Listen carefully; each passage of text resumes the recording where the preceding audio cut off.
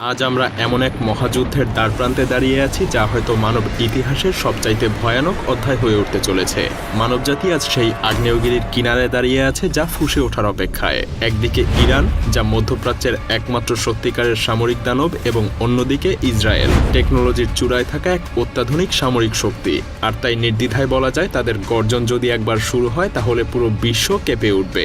আর এই যুদ্ধ একবার শুরু হলে ফলাফল হবে ভয়াবহ, ধ্বংসাত্মক এবং রক্তাক্ত। এই মুহূর্তে প্রশ্ন একটাই, কোন দানব জেগে উঠবে? ইরান, যে তার বিশাল সামরিক শক্তি এবং ব্যালিস্টিক মিসাইল ক্ষমতা, সেই সাথে গোপন সামরিক ঘাঁটি নিয়ে প্রস্তুত, নাকি ইসরায়েল, যে প্রযুক্তি এবং পারমাণবিক শক্তির মিশ্রণে এক অপ্রতিরোধ্য দানবে পরিণত হয়েছে? আজ আমরা ঢুকে যাব সেই গোপন অন্ধকার সামরিক সব ঘাঁটির গভীরের এক ভয়ঙ্কর বাস্তবতায়, যেখানে কেবল শক্তির লড়াই না, লড়াই হবে অস্তিত্বের। এই যুদ্ধ শুধু মধ্যপ্রাচ্য না, বরং পুরো বিশ্বকে এক ধ্বংসাত্মক নরকে ঠেলে দিতে পারে। প্রস্তুত হন এই রোমহর্ষক বিশ্লেষণের জন্য, যেখানে আমরা ঢুকে যাব এই দুই দেশের সামরিক শক্তির গভীরে। তো চলুন দেখে নেওয়া যাক কোন দানব সামরিক শক্তির দিক থেকে সবথেকে বেশি এগিয়ে রয়েছে। অর্থনৈতিক শক্তি। যুদ্ধ মানেই টাকার খেলা। অর্থ ছাড়া আপনি সেনাবাহিনী চালাতে পারবেন না, ক্ষেপণাস্ত্র ছুটতে পারবেন না, বা আকাশে যুদ্ধ বিমানও ওড়াতে পারবেন না। আর তাই তো 2024 সালে ইরান তাদের সামরিক বাজেট প্রায় 15 বিলিয়ন মার্কিন ডলার বরাদ্দ করেছে। ইরানের বিশাল বাজেটের মূল উদ্দেশ্য হলো তাদের ইসলামী বিপ্লবী গার্ড কর্পসকে আরও ভয়ঙ্কর করে তোলা, তাদের মিসাইল, স্থলবাহিনী এবং নৌবাহিনীকে যুদ্ধের জন্য প্রস্তুত করে তোলা। কিন্তু ইসরায়েল কি অর্থের দিক থেকে পিছিয়ে? মোটেও না, বরং তারা বরাদ্দ করেছে প্রায় 27.5 বিলিয়ন মার্কিন ডলার, যা ইরানের তুলনায় অনেকটা বেশি। আর এই অর্থ দিয়ে তারা তৈরি করছে নতুন ক্ষেপণাস্ত্র, উন্নত যুদ্ধ বিমান এবং এমন সব অস্ত্র যা মুহূর্তের মধ্যেই শত্রুকে নিশ্চিহ্ন করে দিতে পারে। কিন্তু শুধু টাকার পরিমাণই যুদ্ধে বিজয় নির্ধারণ করবে না। প্রযুক্তি, কৌশল এবং যুদ্ধক্ষেত্রের অভিজ্ঞতা একসাথে যুদ্ধে প্রভাব ফেলে। যেমন ইরানের মাটির নিচে থাকা গোপন সামরিক ঘাঁটি এবং অদৃশ্য মিসাইল ইসরায়েলের সেই সকল প্রযুক্তির চোখও ফাঁকি দিতে পারে। ইরানের কোন দানব কখন জেগে উঠবে তা এখনও কেউ বলতে পারে না। সেনাবাহিনী। ইরানের সবচাইতে বড় শক্তি কি জানেন? তাদের বিশাল সেনাবাহিনী। তাদের আছে 6,10,000 অ্যাক্টিভ মিলিটারি পারসন। এর মধ্যে 3,50,000 সেনা নিয়মিত বাহিনীতে আর 1,90,000 সেনা সদস্য IRGC-তে নিয়োজিত, যারা সবসময় প্রস্তুত যে কোনো বিপর্যয়ের জন্য। কিন্তু এখানেই শেষ না। ইরানের 3,50,000 জন রিজার্ভ সেনা রয়েছে, যারা যে কোনো মুহূর্তে যুদ্ধক্ষেত্রে নামতে প্রস্তুত। ইরানের সেনাবাহিনী সিরিয়া এবং ইয়েমেনের মতো যুদ্ধে ইতিমধ্যেই অভিজ্ঞ হয়ে উঠেছে। কিন্তু ইসরায়েলের সেনাবাহিনী সংখ্যা হিসেবে ছোট হলেও তাদের প্রযুক্তিগত দক্ষতা অপ্রতিরোধ্য। তাদের সক্রিয় সেনাবাহিনী 1,69,500 সদস্য নিয়ে গঠিত, কিন্তু রিজার্ভ বাহিনী 4,65,000, যা যে কোনো যুদ্ধের সময় দ্রুত মাঠে নামার জন্য প্রস্তুত। তাই বলাই যায় এখানে ইরানের সেনারা সংখ্যার দিক থেকে অনেকটা এগিয়েই আছে। স্থলবাহিনী। ইরানের স্থলবাহিনী হলো এক প্রাচীন দৈত্যের মতো, ভয়ঙ্কর এবং সংখ্যায় বিপুল। তাদের হাতে আছে 10,000 যুদ্ধ ট্যাঙ্ক, T-72 এবং কারার ট্যাঙ্কগুলো গর্জনকারী আগ্নেয়গিরির মতো যুদ্ধক্ষেত্রে ধ্বংস ছড়াতে পারে।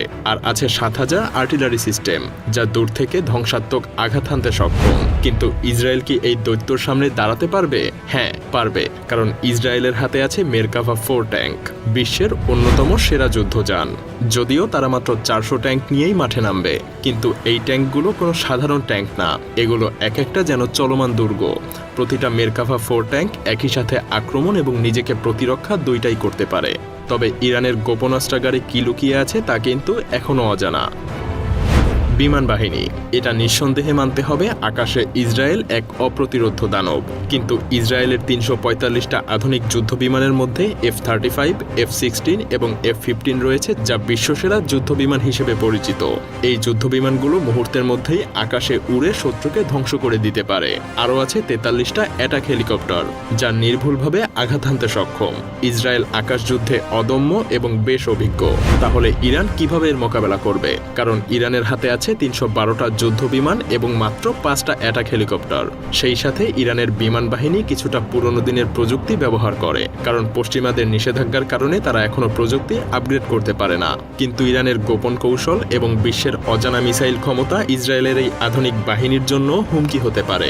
ইরানের আকাশ শক্তি হয়তো আজকের মতো দুর্বল, কিন্তু কে জানে কোন অজানা আকাশ যুদ্ধের প্রযুক্তি তারা লুকিয়ে রেখেছে।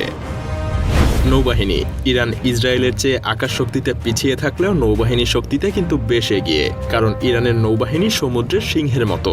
তাদের 17টা সাবমেরিন, 68টা পেট্রোল বোট এবং 10টা মাইন ওয়ারফেয়ার জাহাজ পারস্য উপসাগর থেকে ভারত মহাসাগর পর্যন্ত ইরানের শক্তিকে ছড়িয়ে দিচ্ছে।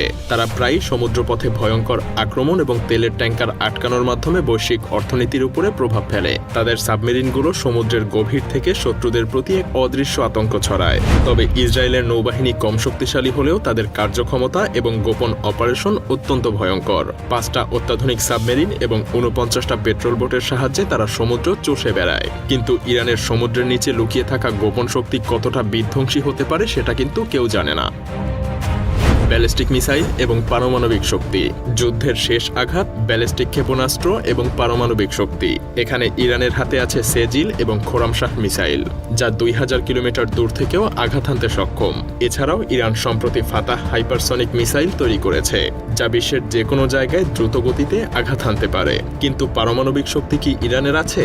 এর উত্তর দেয়া কঠিন, কারণ অনেকেই মনে করছেন ইরানের কাছে পারমাণবিক অস্ত্র থাকতে পারে, কিন্তু সেটা এখনো অজানা।